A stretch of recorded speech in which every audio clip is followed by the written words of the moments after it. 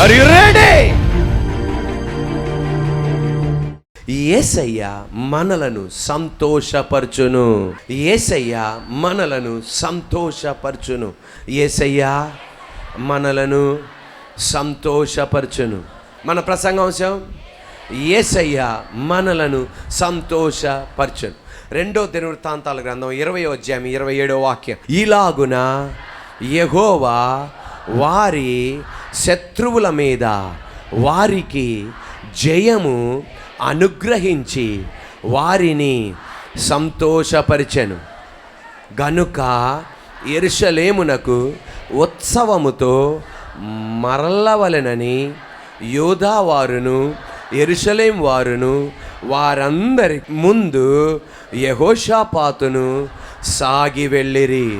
Book of 2 Chronicles 20th chapter 27th verse నాతో పాటు. Then led by Jehoshaphat all the men of Judah and Jerusalem returned joyfully to Jerusalem, for the Lord had given them cause to rejoice over their enemies. దేవాది దేవుని కృప వలన మనం ఇప్పుడు చదివామే 2 దినవృత్తాంతాల గ్రంథం 20 అధ్యాయములో జరిగిన ఈ సంఘటన. ఆ అధ్యాయం గనక మనం చదివితే యోధా ప్రజలకి సంతోషం కలగడానికి ఏ మార్గము లేదు. అక్కడ అనేక మంది మరణించాలి, అనేక మంది స్త్రీలు విధవరాలుగా మారాలి, వాళ్ళ యవనస్తులు మరణించాలి, వాళ్ళ యవనస్తులను యవనరాన్లను బానిసలుగా తీసుకెళ్ళిపోవాలి, వారి భార్యలను తీసుకెళ్ళిపోవాలి. అటువంటి టైములో వాళ్ళు దుఃఖముతోనూ అంగలార్పుతోనూ నిట్టూర్పుతోనూ యోధా ప్రాంతమంతా నిండి ఉండాలి. అటువంటి టైములో ఆ ప్రాంతములో దేవుడు వారి పక్షాన నిలబడి వాళ్ళని సంతోషపరిచాడు. వారిని గనక మనం ఒక మాట అడిగితే, అయ్యో మీరందరూ దుఃఖముతో ఉండాలి, వేదనతో ఉండాలి, మీకు ఎలా సంతోషం కలిగింది?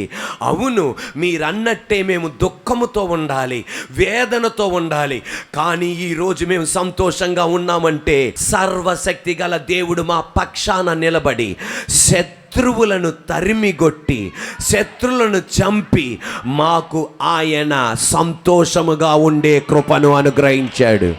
నాతో పాటు చెప్పండి, ఇలాగున యెహోవా వారి శత్రువుల మీదకి వారికి జయము అనుగ్రహించి వారిని సంతోషపరిచెను. ఎలా సంతోషపరిచాడు?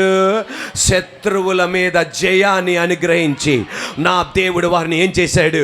సంతోషపరిచాడు. ఈ రోజున మీ ఇంట్లో సంతోషం కలగడానికి ఏ మార్గము లేదు. నీ ఇంటిలో గర్భఫలము లేక సంతోషం లేకుండా ఉన్నావేమో, నీ ఇంట్లో ఉద్యోగం లేకుండా ఉండడం వలన సంతోషం లేకుండా ఉన్నావేమో, ఇంట్లో ఐక్యత లేకపోవటం వలన సంతోషం లేకుండా ఉన్నావేమో, నీ ఇంట్లో రోగిగా ఉండటం వలన సంతోషంగా లేకుండా ఉన్నావేమో. నా దేవుడు ఎలాగైతే శత్రువుల మీద జయం వారికి అనుగ్రహించి దేవుడు వారిని సంతోషపరిచాడో, 5 సంవత్సరాలు 7 సంవత్సరాలు 10-15 సంవత్సరాలు గర్భఫలము లేకుండా ఉన్న నీ ఇంట్లో నా దేవుడు ఒక బిడ్డనిచ్చి ఒక కుమార్తెనిచ్చి నీ ఇంట్లో నా దేవుడు సంతోషాన్ని అనుగ్రహించబోతున్నాడు. ఉద్యోగాన్ని ఇచ్చి నీకు సంతోషం ఇవ్వబోతున్నాడు. నీ ఇంట్లో అనైక్యతను తీసి ఐక్యతనిచ్చి నా దేవుడు సంతోషాన్ని అనుగ్రహించబోతున్నాడు. నీ ఇంటిలో రోగాన్ని తీసివేసి నీ ఇంట్లో ఆరోగ్యాన్ని ఇచ్చి నా దేవుడు సంతోషాన్ని అనుగ్రహించబోతున్నాడు. ఈ రోజున నజరేయుడైన యేసు నామములో నా దేవుడు నిర్ణయించుకుంటే అది కష్టమైన నా దేవుడు నీ ఇంట్లో సంతోషాన్ని అనుగ్రహించును గాక. ప్రజలు అడుగుతారు, ఎలా నువ్వు సంతోషంగా ఉండగలిగావని. బిడ్డలు లేని నాకు బిడ్డలనిచ్చి నా దేవుడు సంతోషం అనుగ్రహించాడు. 180 సంవత్సరాల తాత మామకి అబ్రహాముకి శారమ్మకి సంతోషం లేదు, బిడ్డను అనుగ్రహించి నవ్వును అనుగ్రహించాడు. హన్నా ఎల్కానానికి పిల్లలు లేరు, బిడ్డను అనుగ్రహించి దేవుడు సంతోషాన్ని అనుగ్రహించాడు. Praise the lord. ఆ సంతోషం వేరే. Praise the lord. యేసయ్య కృప వలన సకినేటిపల్లి అన్న ప్రాంతానికి ఉజ్జీవ కూటానికి వెళ్ళాం. అప్పుడు అక్కడ ఒక పాస్టర్ గారు, అంటే ఒక ఫాదర్ గారు, క్యాథలిక్ ఫాదర్లు వివాహం చేసుకోరు, కానీ మిగతా ఫాదర్లు వివాహం చేసుకుంటారు. ఆ ఫాదర్ గారుకి వివాహం అయింది. ఆ ఫాదర్ గారు యేసయ్య కృప వలన నన్ను పరిచయం చేస్తున్నారు. ఇప్పుడు పలానా దైవజనుడు వచ్చి ప్రసంగం చేస్తాడని. నన్ను పరిచయం చేయకముందు దేవుడు నన్ను ఆయన జీవితంలో ఎలా ఉపయోగించాడు ఆయన కృప వలన అని సాక్ష్యం చెప్తున్నాడు. ఆయన ఎక్కడున్నారు? సకినేటిపల్లిలో ఉన్నారు. ఆయన చెప్తున్న సాక్ష్యం. ఆ ఫాదర్ గారు విజయవాడకి చెందిన ఒక అమ్మాయిని వివాహం చేసుకున్నారు. వారిద్దరు ఇక్కడికి రాగా ఎప్పుడైతే విజయవాడకు వస్తారో అప్పుడు ఇక్కడ యూతోత్సవం జరిగేదంట. అప్పుడు తొమ్ములపల్లి కళాక్షేత్రంలో యూతోత్సవం జరిగేది. అప్పుడు ఈ భార్య అనేదంట, ఆ అమ్మగారు అనేవాళ్ళంట, ఏమండి యూతోత్సవంకి వెళ్దామని అనగానే వాళ్ళిద్దరూ అలాగొచ్చేవాళ్ళంట. ఒక నెల వచ్చినప్పుడు ప్రసంగం మధ్యలో ఒక ఉదాహరణ చెప్పా.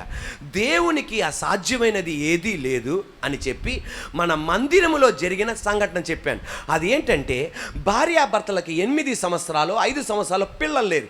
పిల్లలు లేనప్పుడు కీర్తనల గ్రంథం 127:3 కుమారులు యెహోవా అనుగ్రహించు స్వాస్యం, గర్భఫలం ఆయన ఇచ్చు బహుమానం. ఆ వాగ్దానాన్ని భార్య అయిన మీరు ఏం చేస్తారంటే, ఇంటికి వెళ్ళి మీరు నిద్రపోక ముందు ఒక మసాజ్ చేసినట్లుగా ఈ వాక్యాన్ని మీరేం చేయండి, మసాజ్ చేయండి. కుమారులు యెహోవా అనుగ్రహించు స్వాస్యం, గర్భఫలం ఆయన ఇచ్చు బహుమానం. కుమారులు యెహోవా అనుగ్రహించు స్వాస్యం, గర్భఫలం ఆయన ఇచ్చు బహుమానం. కుమారులు యెహోవా అనుగ్రహించు స్వాస్యం, గర్భఫలం ఆయన ఇచ్చు బహుమానం అన్న ఈ వాక్యాన్ని ఈమె ఇలా చేయడం వలన, దేవుడు మహాకృప ఇలా చేయడం వలన మాత్రం కాదు, ఆ వాగ్దానాన్ని అలా మసాజ్ చేయడం వలన, అలా ఉచ్చరించడం వలన దేవాది దేవుడు చేసిన కృపచేత చేసింది ఏంటంటే, 8 సంవత్సరాల తర్వాత దేవుడు ఆమెకు ఒక బిడ్డను అనుగ్రహించాడు. భార్యాభర్తలను జ్ఞాపకం చేసుకొని బిడ్డను అనుగ్రహించాడు. ఆ సాక్ష్యాన్ని నేను యూతోత్సవంలో చెప్పగానే అక్కడ ఉన్న ఫాదర్ గారు, అమ్మగారు ఆ మాట విని, వీరికి చెయ్యగలిగితే మనకెందుకు చెయ్యడు అని చెప్పి ఆ ఫాదర్ గారు, అమ్మగారు ఏం చేయడం ప్రారంభించారంటే, నిద్రపోకముందు భార్య, అమ్మగారు ఫస్ట్ చెయ్యి, తర్వాత భర్త చేయించుకొని కుమారులు యెహోవా అనుగ్రహించు స్వాస్యం, గర్భఫలం ఆయన ఇచ్చు బహుమానం. మసాజ్ చేయడానికి ప్రపంచవ్యాప్తంగా కేరళ దగ్గరికి వస్తారు. ఎక్కడికి వస్తారు? కేరళకు వచ్చి చేతులు మసాజ్ చేయించుకుంటారు నొప్పి పోవడానికి, కాళ్ళు మసాజ్ చేయించుకుంటారు నొప్పి పోవడానికి, నడుము మసాజ్ చేయించుకుంటారు నొప్పి పోవడానికి. ఆఖరికి మన మాజీ రాష్ట్రపతి కూడా అక్కడికి వెళ్ళాడు నొప్పి పోవడానికి. ఇప్పుడు మంత్రులు, ప్రధానమంత్రులు కూడా వెళ్తున్నారు నొప్పి పోవడానికి. మసాజ్కే ఇంత నొప్పి పోతే దేవుని వాక్యం మసాజ్ చేస్తే ఉన్న పవర్ ఏంటో చూడండి. దేవుని వాక్యం మసాజ్ చేస్తున్న పవర్ ఏంటో చూడండి. ఈ ఫాదర్ గారు, అమ్మగారు అలాగే కుమారులు యెహోవా అనుగ్రహించు స్వాస్యం, గర్భఫలం ఆయన ఇచ్చు బహుమానం, ఇద్దరు కలిసి ఆ వాగ్దానాన్ని కొన్ని వారాలు, కొన్ని నెలలు నిద్రపోక ముందు వాళ్ళు చెప్పడం ప్రారంభించారంట. వెంటనే ఆయన చెప్తున్నాడు, దేవుడు నాకు ఒక బిడ్డను అనుగ్రహించాడండి, భార్యాభర్తలైన మమ్మల్ని జ్ఞాపకం చేసుకున్నాడండి, దేవుడు అనుగ్రహించాడు. ఇప్పుడు దేవుని కృప చేత వాడబడుతున్న ఈ దైవజనుడు మన మధ్యలో వాక్యం అందిస్తాడనగానే ఆ దైవజనుని గట్టిగా కౌగలించుకున్న. విజయవాడ ఎక్కడ, సకినేటిపల్లి ఎక్కడ, ఏం గొప్ప దేవుడు నాయన అనుకొని ఆ ఫాదర్ గారు పెద్ద అంగి వేసుకున్నారు. గట్టిగా కౌగలించుకోగానే, అమ్మగారు ఎక్కడున్నారు నాకు చూపెట్టండి అంటే, అమ్మగారు ఇప్పుడు 2వ గర్భవతిగా విజయవాడ పట్టణంలో ఉన్నారు అన్నారు. దేవుని బిడ్డలారా, ఆయన చెప్తున్న సాక్ష్యం, నా ఇంటిలో దుఃఖం, నా ఇంటిలో వేదన, నా ఇంటిలో సంతోషాన్ని దేవుడు అనుగ్రహించాడు. దేవుడు ఒక కారణం పుట్టించబోతున్నాడు నీ ఇంట్లో. ఈరోజు సంతోషంగా ఉండడానికి నీ ఇంట్లో కారణాలు లేవు, కానీ నా దేవుడు ఒక కారణం ఇవ్వబోతున్నాడు. ఎందుకు సంతోషంగా ఉన్నావు? దానికి కారణం దేవుడు ఒక బిడ్డనిచ్చాడు. ఎందుకు సంతోషంగా ఉన్నాడు? దానికి ఒక కారణం, దేవుడు ఒక పాపను అనుగ్రహించాడు. ఎందుకు సంతోషంగా ఉన్నావు? దానికి ఒక కారణం, ఉద్యోగం అనుగ్రహించాడు. ఎందుకు సంతోషంగా ఉన్నావు? దానికి ఒక కారణం, విడిపోయిన కుటుంబం ఐక్యత పడింది. తండ్రితో ఇలా అడిగారంట, ఎందుకింత సంతోషం? దీనికి ఒక కారణం, నా కుమారుడు తిరిగి వచ్చాడు అని. అన్నయ్య వచ్చి అడిగాడంట, ఏంటి ఇంత సంతోషం మా ఇంట్లో? నీ తమ్ముడు ఇంటికి తిరిగి వచ్చాడు. ప్రపంచం గుర్తెరగబోతుంది నీ ఇంటిలో ఉన్న సంతోషాన్ని ఎరిగి. What is the cause? కారణం ఏంటి? ఈరోజు ఏ దుఃఖముతో వచ్చావో ఆ దుఃఖాన్ని తీసి నీ నోట్లో చెప్పబోతున్నా. నాకు దక్కదు అనుకున్న స్థలం అది 2 ఎకరాలవని 20 ఎకరాలవని నా దేవుడు చెప్పేది నీ చేతికి నా దేవుడు అందించబోతున్నాడు. ఈ స్టేజీ మీద దస్తావేజులతో సాక్ష్యం చెప్పబోతున్నా. నాకు దొరకదు అనుకున్న స్థలాన్ని నా దేవుడు నాకు ఇచ్చాడు. అందుకే కారణం నేను సంతోషపడడానికి. Praise the lord. ఈరోజు నేను ఏ సమస్య అయితే నేను చెప్పలేదో భయపడకండి. నీ హృదయంతో ఏ కోణముతో మాట్లాడాల కోణంతో మాట్లాడాడు ఆయన. ఎందుకు సంతోషంగా ఉన్నావమ్మా? దీనికి ఒక కారణం ఉంది. ఆ కారణం నీకే తెలుసు. ఆమేన్.